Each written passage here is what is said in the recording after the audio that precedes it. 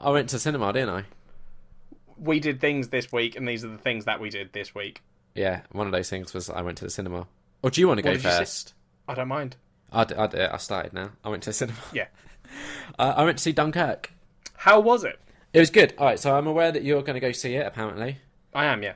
So I'm going to be even more careful than normal to not do spoilers, even though it's... Like, can you spoil a film like Dunkirk? So, here's the thing. Yeah. My take on, like, spoiling a true story thing is you can't really spoil the overall thing. So but if you said the outcome of Dunkirk, that's not a spoiler. But if I went into, like, the actual, like, beat if you by went beat... into the character in the film and were like, this happens, and this happens, that's a spoiler. Yeah, but just generally speaking, you kind of know how it's going to end. Yeah. It's good, though. It is good. I've seen, like, before going in, there was a lot of, like, backwards and forwards on Twitter between people who really rate Christopher Nolan and people who, like, think he's the Antichrist for some reason. Oh, really? Yeah, and bear in mind, I follow a lot of film people. Yeah. And I kind of fall somewhere in the middle in that I love The Dark Knight. I think it's the best comic book movie ever made. It's a brilliant film.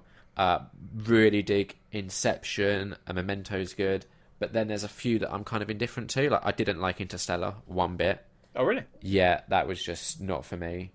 Even Batman Begins and The Dark Knight Rises, I thought were okay, but like not much more than average at best. So I'm a bit like, I run hot and cold with Christopher Nolan. Okay.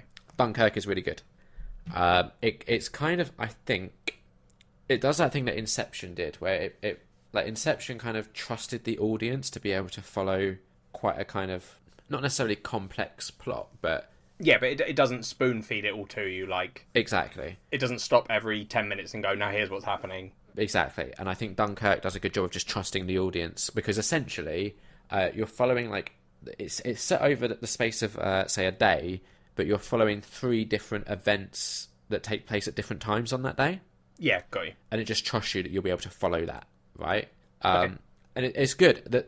The most impressive thing I would say is go see it in IMAX, not necessarily for like the screen or anything, but you need like the absolute best sound system you can get to watch this movie, because the sound is just so good. It's incredibly impressive.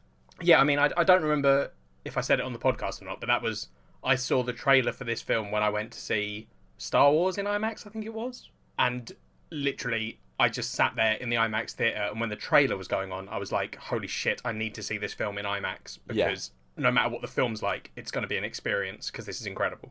So you've just perfectly hit the nail on the head there. I would say Dunkirk isn't really like your typical film. It's more like an experience. Yeah. In that, like... again, without going into like too many spoilers or whatever, it doesn't really do what films typically do. Okay. So it provides you just more with this experience, and it's quite short. I was surprised. It's only like an hour and 40 long. Oh, really? Yeah. So you see, I was picturing it being longer. I hadn't looked into it, so yeah. I was expecting like 2 hours at least. So yeah. Yeah. But yeah, really good. I enjoyed it. 4 out of 5. Fair enough.